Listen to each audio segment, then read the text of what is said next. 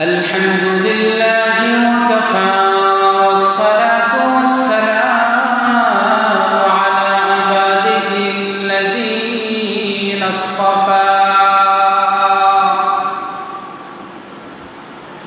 خصوصا على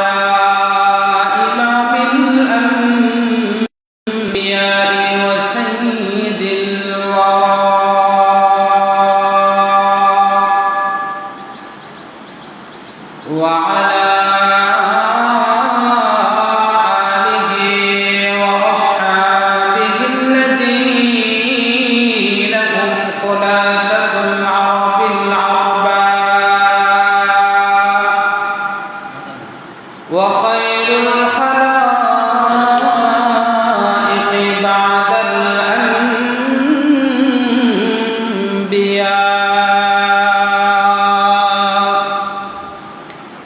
وسلم تسليما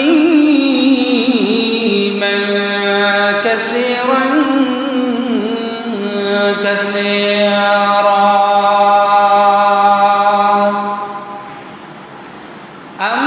أما بعد فأعوذ بالله من الشيطان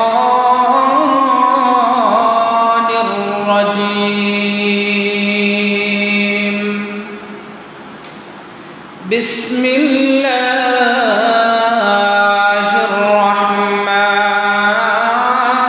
الرحمن الرحيم قل إن كان آباؤكم وأبناؤكم وإخوانكم وأزواجكم وعشيرتكم وأموال اقترفتموها وتجارة تخشون كسادها وجهاد في سبيله فتربصوا حتى يأتي الله بأمره والله لا يهدي القوم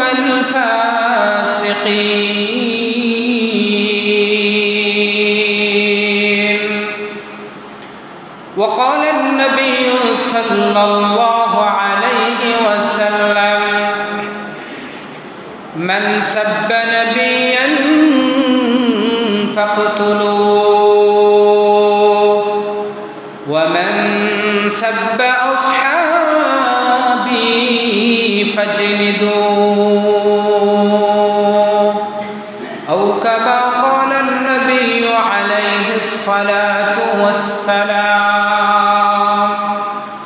صدق الله مولانا العظيم وصدق رسوله النبي الكريم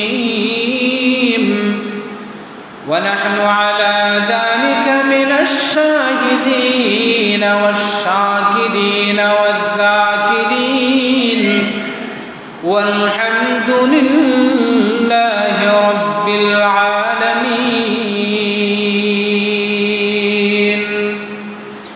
اللهم صل على محمد وعلى آل محمد كما صليت على إبراهيم وعلى آل إبراهيم إنك حميد مجيد اللهم بارك على محمد وعلى آل محمد كما باركت على إبراهيم وعلى آل إبراهيم إنك حميد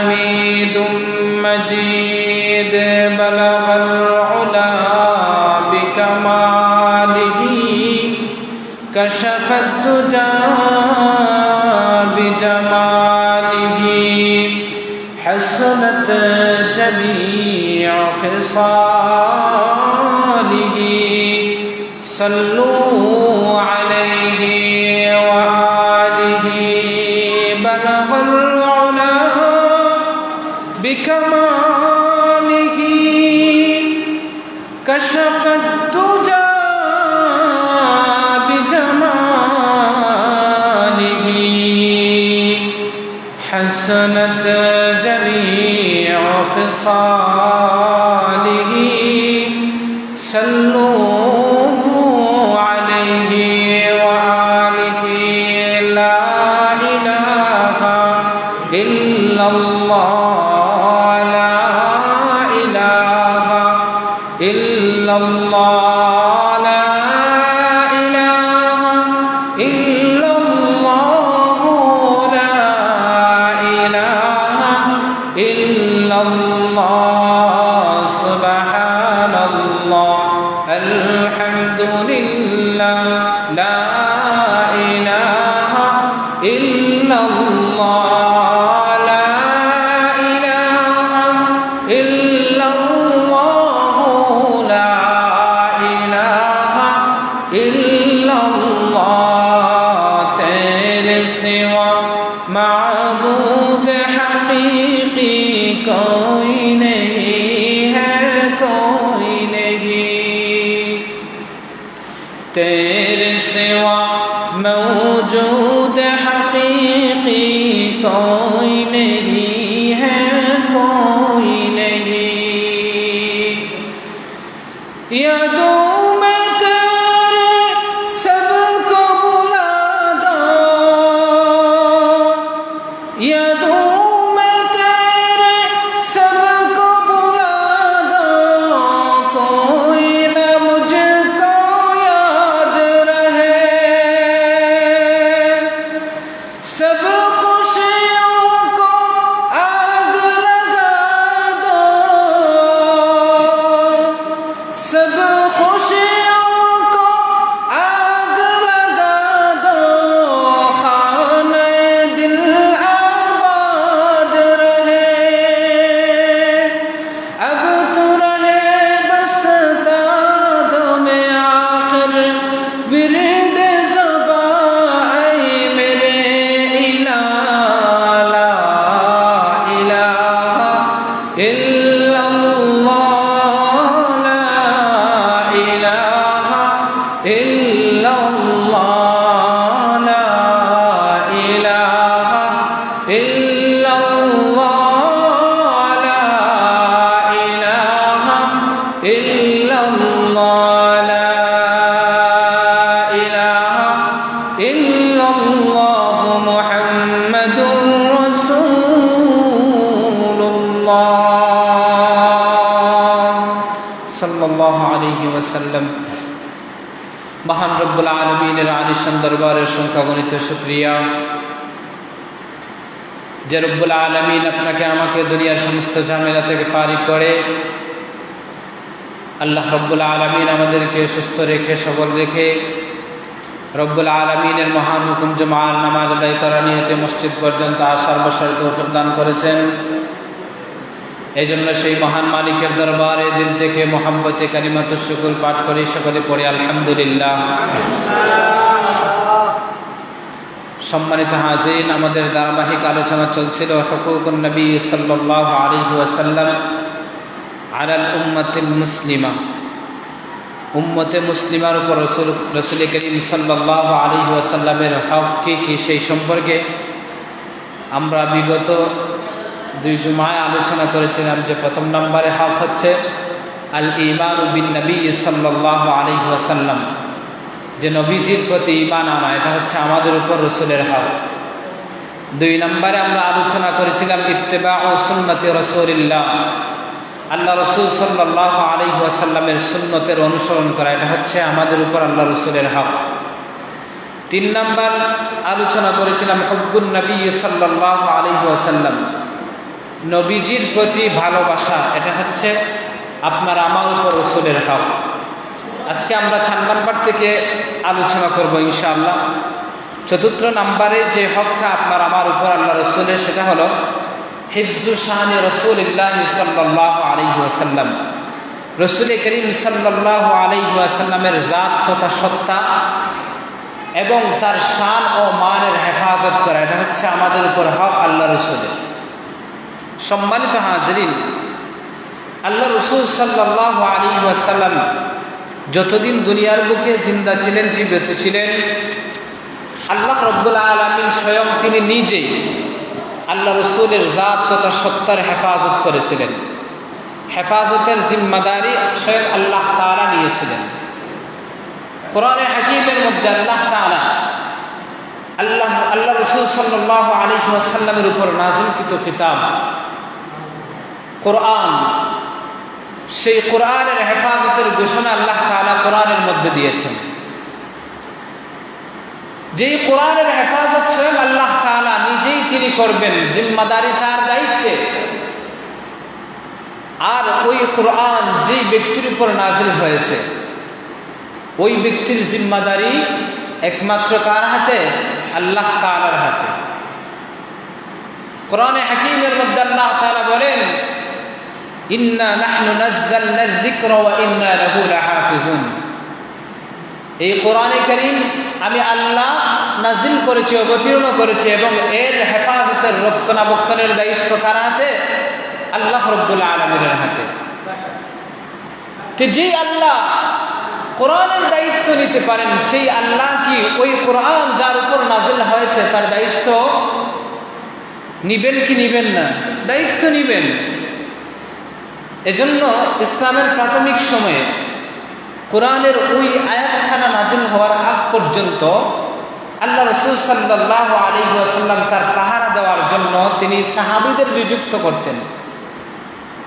কিন্তু যখন আল্লাহ তাআলা আয়াত নাজিল করলেন, ওয়াল্লাহু ইয়াসিমুকা মিনান নাস, নবী দুনিয়ার কোনো মানুষ দ্বারা আপনার পাহারাদারি করানোর দরকার নাই।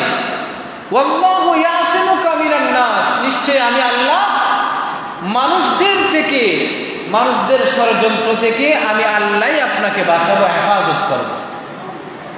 যেদিন থেকে আল্লাহ তাআলা এই আয়াতে কারিমা নাযিল করেন, সেদিন থেকে আল্লাহ রাসূল সাল্লাল্লাহু আলাইহি ওয়াসাল্লাম ওই যে পাহারাদারে নিযুক্ত করা যে সাহাবী যারা ছিলেন, তাদেরকে আল্লাহর হাবিব সাল্লাল্লাহু আলাইহি ওয়াসাল্লাম না করে দিলেন যে এখন থেকে আমার আর পাহারাদারের দায়িত্ব তোমাদের নেওয়ার দরকার নাই, বরং স্বয়ং আল্লাহ রাব্বুল আলামিন আমাকে জানায় দিয়েছেন যে আমি রাসূলের হেফাজতের মালিক কে?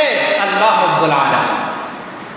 সম্মানিত হাজির, যার কারণে দেখা গেছে আল্লাহ রাসূল সাল্লাল্লাহু আলাইহি ওয়াসাল্লাম যতদিন দুনিয়ার বুকে জিন্দা ছিলেন, ততদিন রক্ষণাবেক্ষণের দায়িত্ব আল্লাহ তাআলা নিজ জিম্মায় করেছিলেন। যদিও সাময়িকভাবে উহুদের যুদ্ধের ময়দানে আল্লাহ রাসূল সাল্লাল্লাহু আলাইহি ওয়াসাল্লাম কিছুটা আঘাতপ্রাপ্ত হয়েছিলেন, তার দাঁত মুবারক, মাথা মুবারক আহত হয়েছিল, শহীদ হয়েছিল। কিন্তু এই যে প্রাণবধ করা, একেবারে হত্যা করা, এইরকম যে ষড়যন্ত্র, এইগুলা থেকে আল্লাহ রাব্বুল আলামিন তার প্রিয় হাবিবকে কি করেছিলেন? হেফাজত করেছিলেন। এজন্য তো দেখা গেছে ওই যে আল্লাহ রাসূলের হিজরতের সময় মক্কার বীর পুরুষেরা, যুবকেরা, শক্তিশালী যুবক যারা, তাদেরকে বাছাই করে আল্লাহ রাসূলের হুজরা মুবারক ঘেরাও করে রাখা হয়েছে। উদ্দেশ্য কি? ওই যে রাসূলুল্লাহ সাল্লাল্লাহু আলাইহি ওয়াসাল্লাম তাহাজ্জুদের সময় ঘুম থেকে জাগ্রত হয়ে বাইতুল্লাহর মধ্যে গিয়ে তাহাজ্জুদের নামাজ আদায় করেন। ওই নামাজ আদায় করার উদ্দেশ্যে যখন তিনি ঘুম থেকে জাগ্রত হয়ে ঘর থেকে বের হবেন, ওই সুযোগে যেন তারা রাসূলকে কি করতে পারে? হত্যা করতে পারে, নাউযুবিল্লাহ। এই উদ্দেশ্যে তারা রাতের শুরু ভাগ থেকে আল্লাহ রাসূলের ঘরের চতুর্দিকে রক্ষণাবেক্ষণ করে, বেষ্টিত করে তারা অপেক্ষায় আছে কখন আল্লাহ রাসূল বাহির হবেন আর তারা আল্লাহ রাসূলকে কি করবে? হত্যা করবে। ওই দিন কি আল্লাহ রাসূলকে কি তারা হত্যা করতে পেরেছিল? নাকি তাদের সম্মুখ দিয়ে আল্লাহ রাসূল সাল্লাল্লাহু আলাইহি ওয়াসাল্লাম আল্লাহর জিম্মাদারিতে বের হয়ে গিয়েছিলেন? এই হেফাজতের দায়িত্ব কার ছিল? আল্লাহ তাআলার ছিল। আল্লাহ তাআলা তিনি নিজেই আল্লাহ রাসূলকে হেফাজত করেছিলেন। এমনকি কিতাবের মধ্যে লেখা হয় আল্লাহ রাসূল সাল্লাল্লাহু আলাইহি ওয়াসাল্লামকে হেফাজতের দায়িত্ব রব্বুল আলামিন তিনি নিজেই নিয়েছিলেন। এই বিষয়টা বিভিন্ন সময় সাহাবায়ে কেরামদেরকে আল্লাহ রব্বুল আলামিন এই জিনিসটা দেখায় দিয়েছিলেন। আল্লাহ রাসূল সাল্লাল্লাহু আলাইহি ওয়াসাল্লাম দ্বীনের দাওয়াত দিতেছেন, চতুর্দিকে আল্লাহ রাসূলের উপর আক্রমণ আসতে শুরু হইল। বিভিন্ন জন আল্লাহ রাসূলের দুশমনেরা যারা আছে বিভিন্ন কৌশল অবলম্বন করতে লাগলো কিভাবে মুহাম্মদকে হত্যা করা যায়। তৎকালীন সময়ে আরবের একজন বীর পহলওয়ান ছিল, বীর সাহসী একজন মানুষ ছিল, যার নাম কিতাবের মধ্যে পাওয়া যায় রুকানা। যেই রুকানা এতটাই শক্তিশালী ছিল, যার সাথে কুস্তি করে কেউ তাকে মাটিতে ফালানোর মতো ক্ষমতাশীল শক্তিশালী আরবের মধ্যে দ্বিতীয় আর কেউ ছিল না। আল্লাহর হাবিব সাল্লাল্লাহু আলাইহি ওয়াসাল্লাম মক্কার ওই পাহাড়ের পাদদেশ দিয়ে একদিন কোথাও অতিক্রম করতেছিলেন, যাইতেছিলেন। এমন সময় রুকানা ওই মক্কার যে গিরিপথের মধ্যে সে ছাগল চড়াইতেছিল, সরাসরি তো আর তো মুহাম্মদকে সে হত্যা করতে পারবে না, কারণ সরাসরি যদি মুহাম্মদকে যদি হত্যা করে তাহলে তার বিরুদ্ধে কিন্তু বিচার দায়ের করা হবে। এই জন্য রুকানা আল্লাহ রাসূলকে এই দুনিয়া থেকে উঠানোর জন্য, হত্যা করার জন্য সে কৌশল অবলম্বন করল। আল্লাহ রাসূলকে ডাক দিয়ে বলতে লাগলো, মুহাম্মদ তুমি কি আমার সাথে কুস্তি খেলবা? কারণ সে ছিল কুস্তিগীর। আমার সাথে যদি কুস্তি খেলায় যদি বিজয়ী হতে পারো, তাহলে ওই যে আমার ছাগলের পর আছে, ওই ছাগলের পর থেকে তোমাকে 100টা ছাগল আমি তোমাকে দিয়ে দিব। আল্লাহ রাসূল সাল্লাল্লাহু আলাইহি ওয়াসাল্লাম তিনি ছিলেন কামালিয়তের অধিকারী। আল্লাহ রাব্বুল আলামিন তাকে সব ধরনের কামালিয়ত আল্লাহ রাব্বুল আলামিন তার প্রিয় হাবিবকে দিয়েছিলেন। আল্লাহ রাসূলের দিকে রুকানা সে চ্যালেঞ্জ করে মারছে। আল্লাহ রাসূল অ্যাকসেপ্ট করে নিয়েছেন। আল্লাহ রাসূল বললেন, ঠিক আছে আমি তোমার সাথে কুস্তি খেলবো, তবে তুমি যে শর্ত আরোপ করেছো এই শর্তটা যেন, ওয়াদাটা যেন ঠিক থাকে। আল্লাহ রাসূল সাল্লাল্লাহু আলাইহি ওয়াসাল্লামের নিয়তের মধ্যে ছিল তার সাথে কি করা, কুস্তি খেলা। আর ওই যে রুকানা তার দিলের ভিতরে ছিল অন্য চিন্তা, যে সে এই কুস্তি খেলার চ্যালেঞ্জ ছুড়ে মুহাম্মদের সাথে কুস্তি খেলে তাকে তার প্রাণটা বধ করে এই দুনিয়া থেকে চিরবিদায় সে জানাবে, ওই জিনিসটা তার দিলের ভিতরে ছিল। আচ্ছা বলেন তো দেখি, ওই যে রুকানা সে যদিও আরবের বীর পহলওয়ান ছিল, সে হাজারো চেষ্টা করে কি আপনার আমার রাসূলকে এই দুনিয়া থেকে বিদায় করতে পারবে? পারবে না। কারণ হেফাজতের জিম্মাদারি কার হাতে? আল্লাহ তাআলার হাতে। এজন্য কুস্তির জন্য রেডি হয়ে গেছে আল্লাহ রাসূল। একদিকে আল্লাহ রাসূল, অন্যদিকে রুকানা। আল্লাহ রাসূল সামনে আগাইলেন, রুকানা সে হাত বলতেছে, হাতের যে আস্তিন ওইগুলো গুটাইতেছে, গুটাই আল্লাহ রাসূল সাল্লাল্লাহু আলাইহি ওয়াসাল্লামকে ধরতে যাবে। এমন সময় কিভাবে যেন আল্লাহ রাসূল সাল্লাল্লাহু আলাইহি ওয়াসাল্লাম হাতটা দিয়ে হালকা একটু রুকানার দিকে ইশারা করলেন। ইশারা করতে দেরি হয়েছে, সাথে সাথে আরবের ওই বীর পহলওয়ান রুকানা মাটির সাথে চুবানি খাইতে দেরি করে না। রুকানা আশ্চর্যান্বিত হয়ে গেল। আজও পর্যন্ত আরবের জমিনে আমি রুকানার পিঠ কেউ মাটির মধ্যে কুস্তির মাধ্যমে লাগাইতে পারি নাই, কিন্তু মুহাম্মদকে আমি এখনো পর্যন্ত ধরলাম না। ধরার আগে মুহাম্মদ যেন আমাকে কিভাবে ইশারা করলো, আমি সাথে সাথে মাটির মধ্যে পড়ে গেলাম। রুকানা বলল, মুহাম্মদ ওয়াদা অনুযায়ী যে 100 যে ছাগল তোমাকে দিয়ে দিলাম, তবে আমি আরেকবার তোমার সাথে কুস্তি খেলতে চাই। ও দোস্ত, রুকানা একবার কেন হাজার বারও যদি আল্লাহ রাসূল সাল্লাল্লাহু আলাইহি ওয়াসাল্লামের সাথে কুস্তি খেলতে চায়, আল্লাহ রাসূল সাল্লাল্লাহু আলাইহি ওয়াসাল্লামকে বিজয়ী বানায় দেওয়ার মালিক কে? আল্লাহ রাব্বুল আলামিন স্বয়ং তিনি তো তার রাসূলকে পরাজিত করতে পারেন না। বিজয়ী বানায় দেওয়ার মালিক হচ্ছেন আল্লাহ। এজন্য রুকানা দেখা গেছে দ্বিতীয়বারও সে 100 ছাগলকে 100 বকরিকে শর্ত দিয়ে আল্লাহ রাসূলের সাথে দ্বিতীয়বারও সে যুদ্ধ কুস্তি করার জন্য সে প্রস্তুত হয়। দ্বিতীয়বারও আল্লাহ রাসূল সাল্লাল্লাহু আলাইহি ওয়াসাল্লাম রুকানার দিকে এমন ভাবে হাত ঘুরাইলেন, হাত ঘোরানোর সাথে সাথে রুকানা তার নাকে মুখে মাটির মধ্যে ধুলিকণা ঢুকে গেল, মাটিতে সে চুমারি খাইতে আরম্ভ করলো। সম্মানিত হাজিরিন, রুকানা যখন আল্লাহ রাসূল সাল্লাল্লাহু আলাইহি ওয়াসাল্লামের এই অবস্থা দেখলো, মুজিজা দেখলো, তখন সে মনে মনে বলল, এই জিনিসটাই স্বীকারোক্তি যে মুহাম্মদ, কুস্তির মাধ্যমে তোমার সাথে আমি রুকানা জীবনেও পেরে উঠতে পারবো না, আমি রুকানা কখনো জয়লাভ করতে পারবো না। সম্মানিত হাজিরিন, এই যে রুকানা কেন, হাজারো রুকানা যদি আল্লাহ রাসূলের সাথে কুস্তি খেলতে চায়, আল্লাহ রাসূলকে কখনো মাটির মধ্যে ধরাশায়ী করে ফেলতে পারবে না। কারণ আল্লাহ রাসূল সাল্লাল্লাহু আলাইহি ওয়াসাল্লামের গায়ের মধ্যে দুনিয়ার সাধারণ মানুষের যে শক্তি, ওই শক্তি দেন নাই, বরং আল্লাহ রাব্বুল আলামিন জান্নাতি 40 জন যুবকের শক্তি আল্লাহ রাসূলের শরীরের মধ্যে আল্লাহ তাআলা দিয়েছিলেন। আল্লাহ রাব্বুল আলামিন এই ঘটনা ঘটায় মানুষদেরকে এই জিনিসটাই শিক্ষা দিলেন যে তোমরা যতই কৌশল করো আমার রাসূলের প্রাণকে বধ করার জন্য, রাসূলকে মারার জন্য, কিন্তু জিম্মাদারির দায়িত্ব আমি স্বয়ং আল্লাহ নিয়ে নিছি। জীবনেও তোমরা আল্লাহ রাসূলকে এই দুনিয়া থেকে কি করতে পারবা না, চিরবিদায় দিতে জানাতে পারবা না। যেদিন আমি আল্লাহ তাআলার মনসা হইব, ওই দিনই আমার হাবিব আমার ডাকে সাড়া দিবেন। অন্যথায় দুনিয়ার কোনো মানুষ আমার হাবিবকে এই দুনিয়া থেকে বিদায় করার ক্ষমতা কারো হাতে নাই। সম্মানিত হাজিরিন, এজন্য দেখা গেছে মদিনার মধ্যে আল্লাহ রাসূল সাল্লাল্লাহু আলাইহি ওয়াসাল্লাম যখন গেছেন, তখন ইহুদিরা বিভিন্নভাবে ষড়যন্ত্র করেছিল। আল্লাহ রাসূল একটা বিল্ডিং এর নিচে বসা আছেন, এমন সময় তারা ফন্দি করলো ইহুদিরা যে উপর থেকে পাথর ফেলে নিক্ষেপ করে আল্লাহ রাসূলকে কি করবে, হত্যা করবে। কিন্তু করতে পেরেছিল? পারে নাই। সাথে সাথে জিবরাইল আলাইহিস সালাতু ওয়াস সালামকে পাঠিয়ে দিয়েছিলেন। জিবরাইল আলাইহিস সালাতু ওয়াস সালাম সতর্ক করার পরে আল্লাহ রাসূল সাল্লাল্লাহু আলাইহি ওয়াসাল্লাম এখান থেকে সরে যান।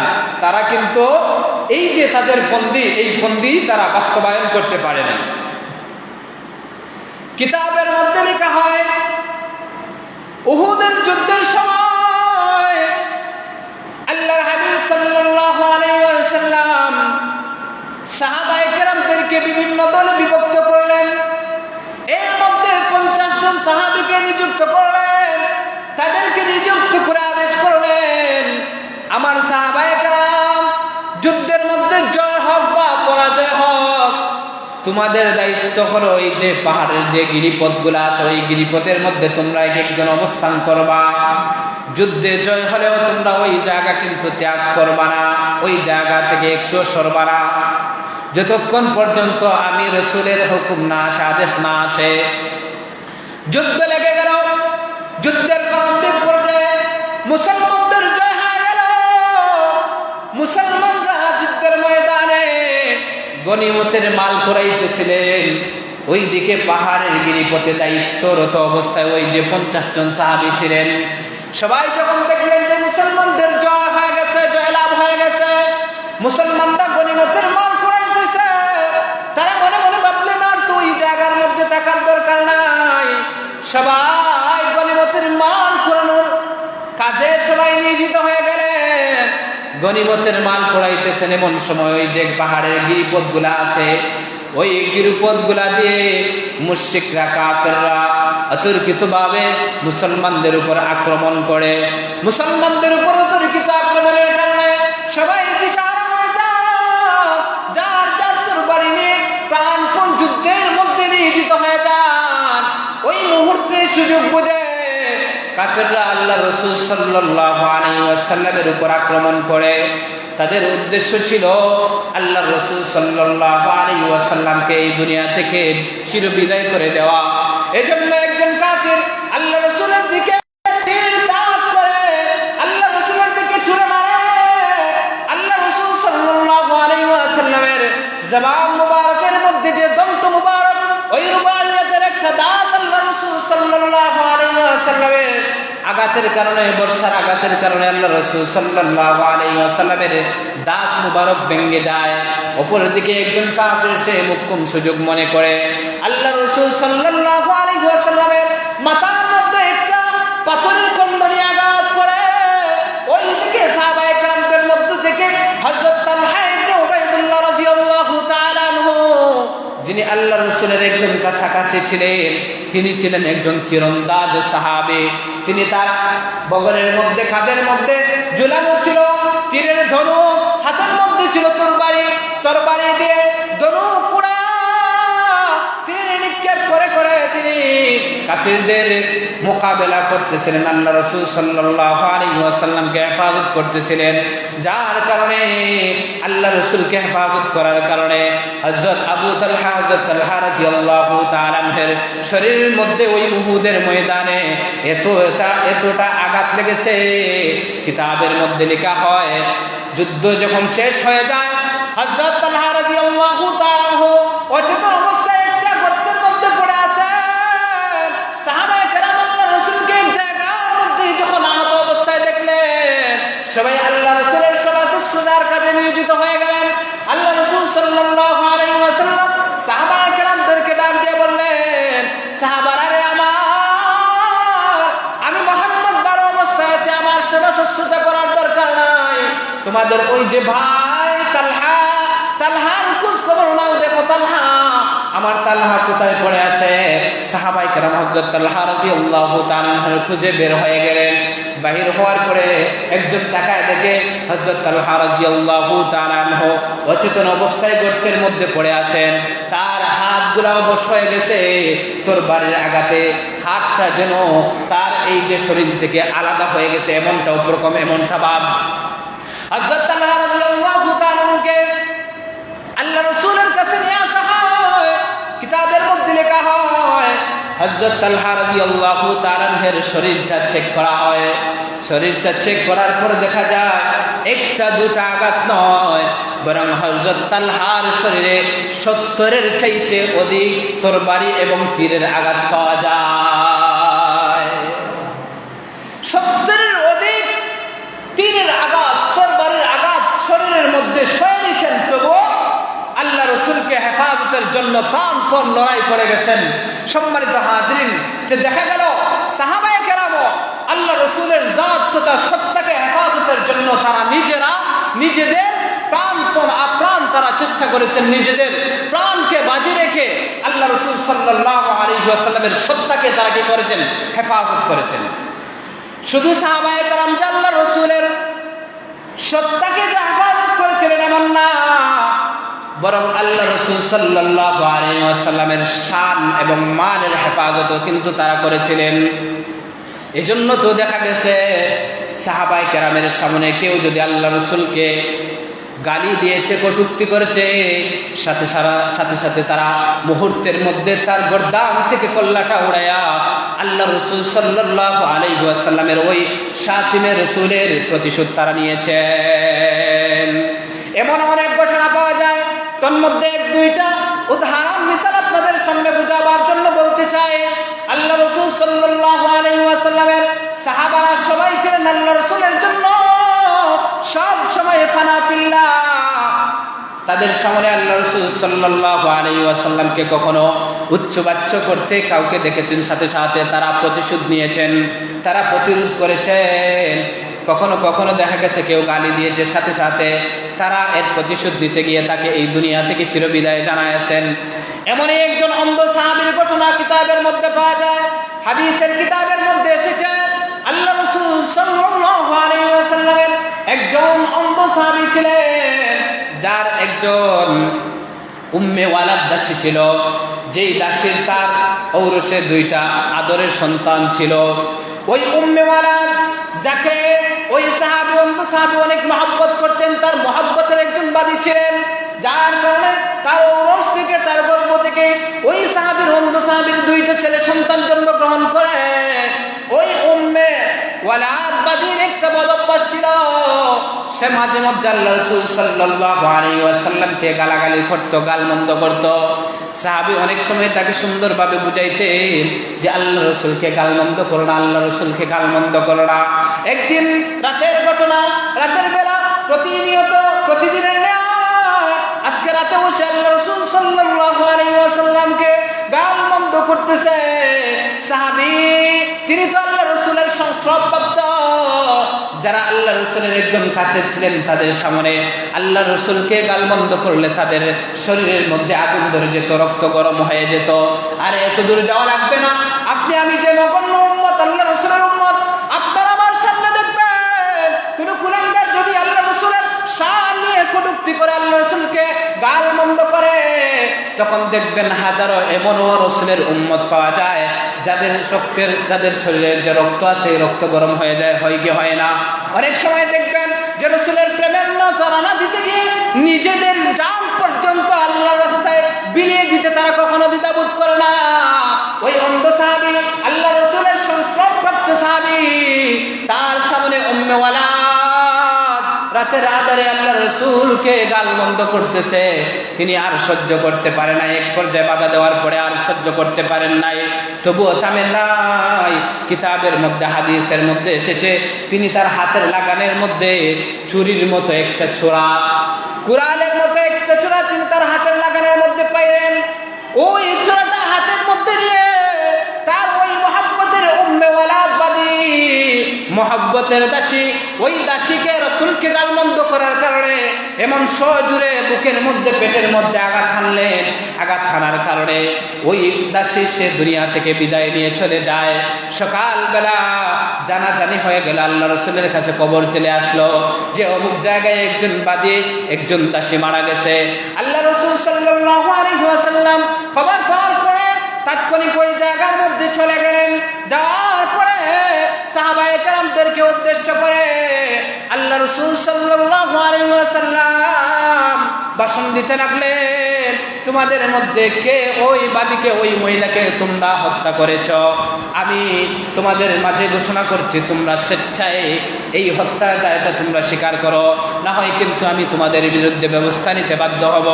এমন সময় পিছন থেকে একজন অন্ধ সাহাবী, যিনি সাহাবায়ে কেরামদেরকে ডিঙ্গিয়ে সামনে কাঁপতে কাঁপতে আসলেন, তার শরীরের মধ্যে কম্পন সৃষ্টি হয়ে গেল, তিনি কাঁপতেছিলেন, কেঁপে কেঁপে কাঁপা গলায় তিনি আল্লাহ রাসূলকে বলতে লাগলেন, ইয়া রাসূলুল্লাহ, ইয়া হাবিবাল্লাহ, এই বাদীটা হচ্ছে আমার উম্মে ওয়ালাদ বাদী, আমি ওই বাদীটাকে মহব্বত করতাম, একে আমি হত্যা করেছি।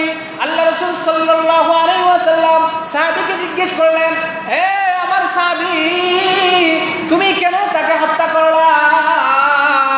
আল্লাহর হাবিব সাল্লাল্লাহু আলাইহি ওয়াসাল্লামকে জবাব দেয় সাহাবী, ইয়া রাসূলুল্লাহ, ইয়া হাবিবাল্লাহ, সে ছিল আমার মহব্বতের একটা বাদী, তার ঔরসে আমার 2টা ছেলে সন্তান আছে, সে প্রতিনিয়ত আপনি রাসূলকে সে গালমন্দ করত, আমি অনেকদিন তাকে বুঝাইছে, কিন্তু গত রাত্রে সে এমন অকথ্য ভাষায় আপনাকে গালমন্দ করতেছিল, আমি তাকে বারবার নিষেধ করার পরেও সে আবার নিষেধ মানে নাই, এই জন্য আমি আপনার প্রেমে, আপনার মহব্বতে আমি ওই বাদীকে আঘাত করে এই দুনিয়া থেকে চিরবিদায় জানাই। আল্লাহ রাসূল সাল্লাল্লাহু আলাইহি ওয়াসাল্লাম সাহাবীকে ডাক দিয়ে বললেন যে হত্যার বদলে হত্যা, কিন্তু আল্লাহ রাসূলকে, আমি রাসূলকে গালি দেওয়ার কারণে তুমি যে হত্যা করেছো, এই মহিলার রক্তটা বেতা চলে গেল, সুতরাং তোমার থেকে আর কোনো কি নেওয়া হবে না, কিসাস নেওয়া হবে না, বদলা নেওয়া হবে না।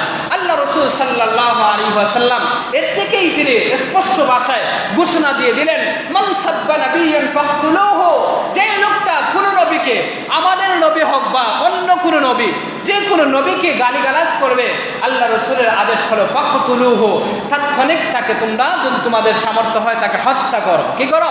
হত্যা করো।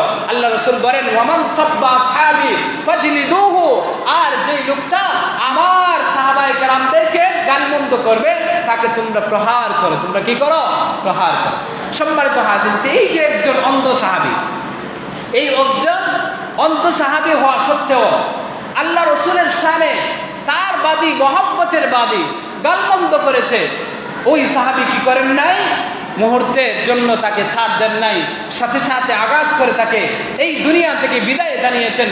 সম্মানিত হাজরিন, এই যে আজকে আমাদের সমাজের মধ্যে এসে দেখা যায় বর্তমান সময়ে এমনও কিছু মানুষ পাওয়া যায়, এমনও কিছু কুলাঙ্গার পাওয়া যায় যারা আল্লাহ রসুল সাল্লাল্লাহু আলাইহি ওয়াসাল্লামের শানে বেয়াদবি করে, আল্লাহ রসুল সাল্লাল্লাহু আলাইহি ওয়াসাল্লামকে নারী লোভী ছিলেন বলে বলে তারা আল্লাহ রসুলকে গালমন্দ করে।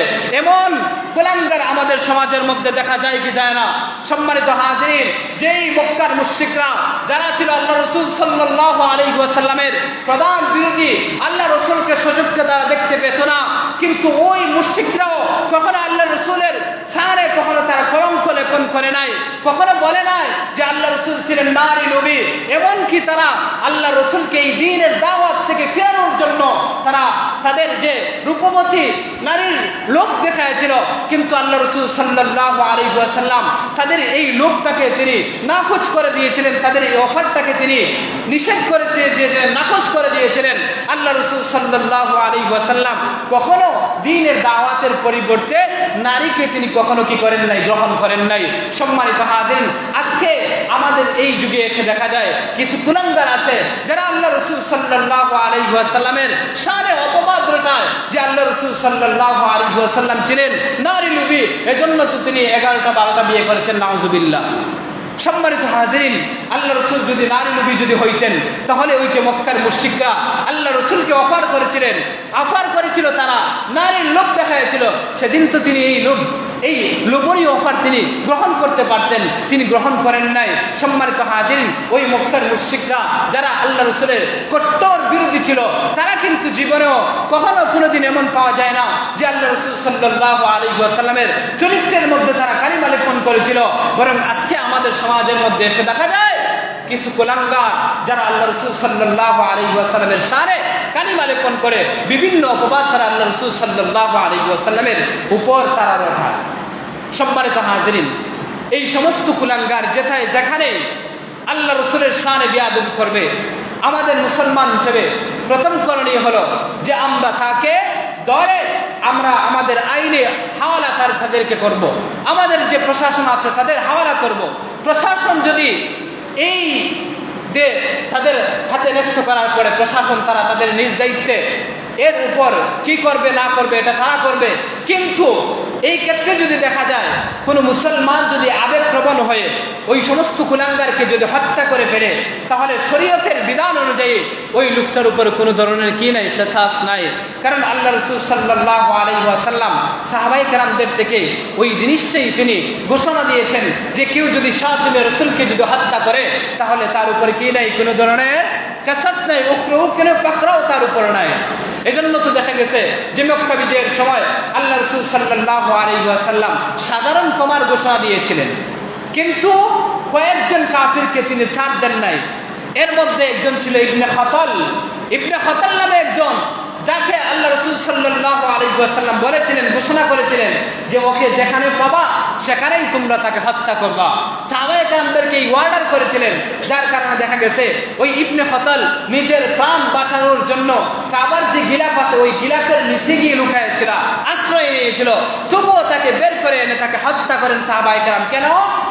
কারণ সে একটাই কাজ করতো, সে আল্লাহ রসুলের শানে গুস্তাখি করত, আল্লাহ রসুলকে গালমন্দ করত, আল্লাহ রসুলের বিরুদ্ধে সে কবিতা বানা তার 2 জন দাসী ছিল, এই 2 জন দাসীর মাধ্যমে গায়িকা দাসী ছিল, তাদের মাধ্যমে মানুষের মধ্যে ওইগুলা গাওয়াইতো, ওইগুলা প্রচার করত, আল্লাহ রসুলকে প্রকাশ্যে সে গালি দিত।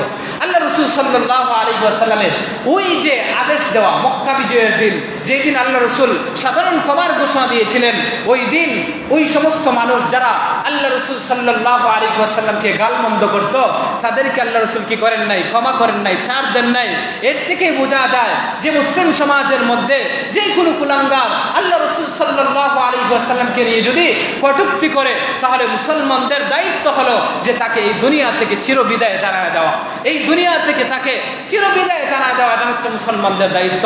এজন্য কাব বিন আশরাফ নামে আরেকজন কুলাঙ্গার ছিল, যাকে আল্লাহ রসুল সাল্লাল্লাহু আলাইহি ওয়াসাল্লাম হত্যার জন্য আল্লাহ রাসূল সাল্লাল্লাহু আলাইহি ওয়াসাল্লাম ঘোষণা করেছিলেন, তখন মুহাম্মদ ইবনে মাসলামা রাদিয়াল্লাহু তাআলা আনহু নামে একজন সাহাবী তাকে দায়িত্ব দিয়েছিলেন এই কাব বিন আশরাফকে হত্যা করার জন্য।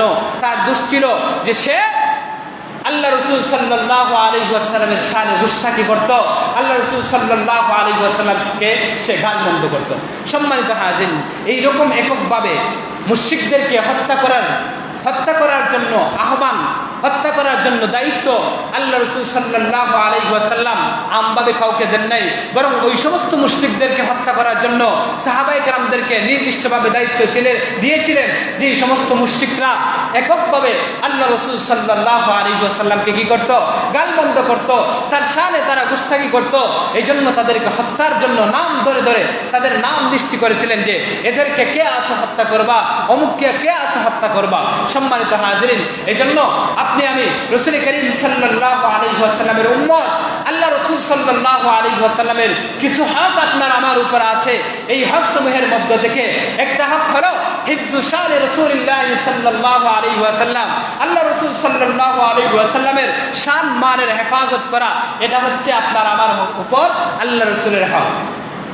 সম্মানিত হাজিরিন, আজকে আফসোসের সাথে আমাদের বলতে হয়, আজকে আমরা অনলাইন অফলাইন মিডিয়ার মাধ্যমে আমরা অনেক সময় জানি, অনেক সময় দেখতে পাই যে আমাদের সমাজের মধ্যেও এমনও মানুষ দেখা যায় যারা দেদারছে আল্লাহ রাসূল সাল্লাল্লাহু আলাইহি ওয়াসাল্লামের শানে তারা গুস্তাখি করে, কুৎসা রচনা করে, আল্লাহ রাসূল সাল্লাল্লাহু আলাইহি ওয়াসাল্লামের নামে কলঙ্ক লেপনের তারা চেষ্টা করে। কিন্তু আমাদের এই যে দেশীয় আইন, এটা দুর্বল হওয়ার কারণে আজকে দেখা যায় তারা দেদারছে এইগুলা করার সাহস পায়। অথচ কোনো এক সময় দেখা গেছে এখনো এমনও দেশ আছে যেই দেশগুলোতে কোনো গুস্তাখি রাসূলের কি নাই, যে আল্লাহ রাসূলের শানে গুস্তাখি করে যে পার পেয়ে যাবে এই সুযোগটা নাই।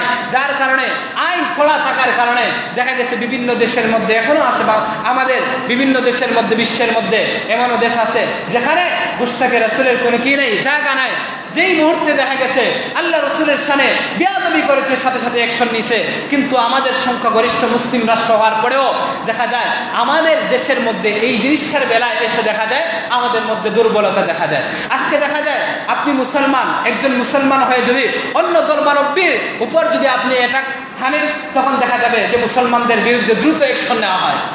কিন্তু মুসলমানদের উপর আক্রমণ হয় তখন দেখা যায় যে বিভিন্ন ধরনের গরুমিশি দেখা যায়। আজকে অনলাইন মারিফাতে আপনারা দেখতে পাইতেছেন, এই যে গত সপ্তাহে আলোচনা করেছিলাম যে ইসকন নিয়ে, এই যে হিন্দুত্ববাদী উগ্র সংগঠন ইসকন নিয়ে আলোচনা করেছিলাম, এই ইসকনের মানুষেরা, এই ইসকনের হিন্দুত্ববাদী মানুষেরা আজকে আমাদের মুসলমানদের উপর কি করতেছে?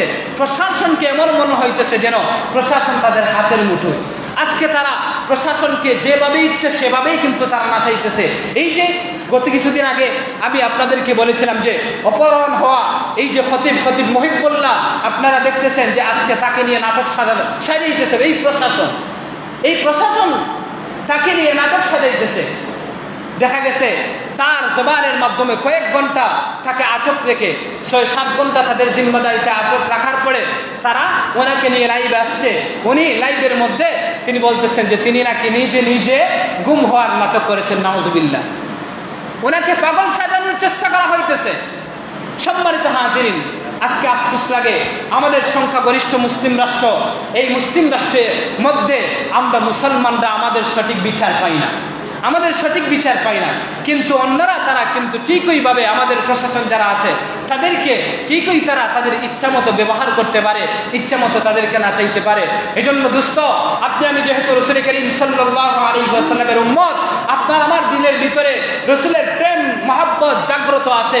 এজন্য আপনার আমার চোখের সামনে যখনই দেখব যে আমার রাসূলের শানে কটূক্তি করা হচ্ছে, আমার রাসূলকে নিয়ে বাজে মন্তব্য করা হচ্ছে, তখন আপনি আমি নগণ্য উম্মত হয়ে রাসূলের আপনি আমি এই জিনিসটা কখনো কি করতে পারি না, সহ্য করতে পারি না।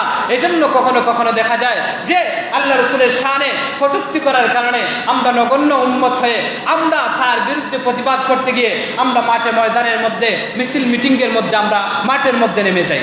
এটা হচ্ছে আমাদের ঈমানের বহিঃপ্রকাশ। এটা আমাদের দিলের ভিতরে সব সময় সদা জাগ্রত থাকা চাই, কারণ এটা হচ্ছে আপনার ওনার উপর রাসূল করিম সাল্লাল্লাহু আলাইহি ওয়াসাল্লামের একটা হক, এটা দায়িত্ব। এই দায়িত্বটা আমরা যথাযথভাবে আমরা পালন করব, প্রাণপর আমরা চেষ্টা করব যেন আমার সামনে যেন এইরকম কখনো না হয়, এইরকম কখনো ঘটনা যেন না হয় যে কেউ আমার সামনে আল্লাহ রাসূল সাল্লাল্লাহু আলাইহি ওয়াসাল্লামকে কটূক্তি করবে আর সে আমার কাছ থেকে পার পেয়ে যাবে। এজন্য হাদিসে পাকের মধ্যে আল্লাহ রাসূল সাল্লাল্লাহু আলাইহি ওয়াসাল্লাম বলেন, মান রাআ মিনকুম মুতাগায়্যিরান فليغيره بيده من رأى منكم منكرا فليغيره بيده فإن لم يستطع فبلسانه وإن لم يستطع فبقلبه وذلك أضعف الإيمان। আল্লাহ রাসূল সাল্লাল্লাহু আলাইহি ওয়াসাল্লাম বলেন, হে আমার উম্মতেরা, হে ঈমানদারেরা, যদি তোমাদের মধ্যে কোনো অপছন্দনীয় গুনাহের কাজ যদি তোমরা দেখতে পাও, যদি তোমাদের সামর্থ্য থাকে, ফালইউগাইরুহু বিয়াদিহি, তাহলে তুমি তোমার হাত দ্বারা তুমি তাকে প্রতিহত করো। যদি তোমার শক্তি থাকে, সামর্থ্য থাকে, এবিলিটি থাকে, তবে তুমি তোমার হাত দ্বারা ওই লোকটাকে তুমি রুখে দাও। ওই যে নাফরমানির কাজটা আছে, ওই নাফরমানির কাজটাকে তুমি রুখে দাও। ওয়া ইল্লাম ইস্তাতি' ফাবিলিসানিহি, আর যদি হাত দ্বারা রুখে দেওয়ার মতো ওই রকম শক্তি না থাকে, ওই রকম এবিলিটি যদি তোমার না থাকে, আল্লাহ রাসূল বলেন তাহলে তুমি জবান দ্বারা হলেও তুমি এর প্রতিবাদ করো। ওয়া ইল্লাম ইস্তাতি' ফাবিকলবিহি, আর যদি জবান দ্বারা যদি প্রতিবাদ করার মতো যদি তোমার ক্ষমতা সুযোগ না থাকে, আল্লাহ রাসূল বলেন তাহলে তুমি অন্তর থেকে ঘৃণা করো। অন্তর থেকে অন্তত পক্ষে তুমি কি করো? ঘৃণা করো। সম্মানিত হাজিরিন, এজন্য ক্ষেত্রে বিশেষে আমরা কখনো জিম্মি হয়ে যাই, আমাদের হাত ব্যবহার করার সুযোগ থাকে না, আমাদের জবান ব্যবহার করার সুযোগ থাকে না। শেষোক্ত যেই জিনিসটা, এটা তো আমরা অন্তত করতে পারি, সেটা হলো আমরা দিল থেকে ঘৃণা করা। দিল থেকে ঘৃণা এটা সবাই করতে পারে। এজন্য দোস্ত, আমরা আল্লাহ রাসূল সাল্লাল্লাহু আলাইহি ওয়াসাল্লামের এই যে হক, যে আল্লাহ রাসূল সাল্লাল্লাহু আলাইহি ওয়াসাল্লামের শান মান হেফাজত, এই হেফাজত করতে গিয়ে যদি আমাদের জীবনটাকে বিলিয়ে দিতে হয়, তাহলে এই জীবনটাকে আল্লাহ এবং আল্লাহর রাসূলের জন্য আল্লাহর রাস্তায় বিলিয়ে দিতে কে কে প্রস্তুত আছেন? হাত উঠায়া আল্লাহ তাআলাকে দেখান। আল্লাহ রাব্বুল আলামিন আমাদের সবাইকে কবুল করেন। আল্লাহ তাআলা যেন আমাদের সবাইকে আল্লাহ রাসূল সাল্লাল্লাহু আলাইহি ওয়াসাল্লামের শান মানের হেফাজত করার তৌফিক আমাদেরকে দান করেন। সবাই পড়েন আমিন। ওয়া আখিরু দাওয়ানা আলহামদুলিল্লাহি রাব্বিল আলামিন।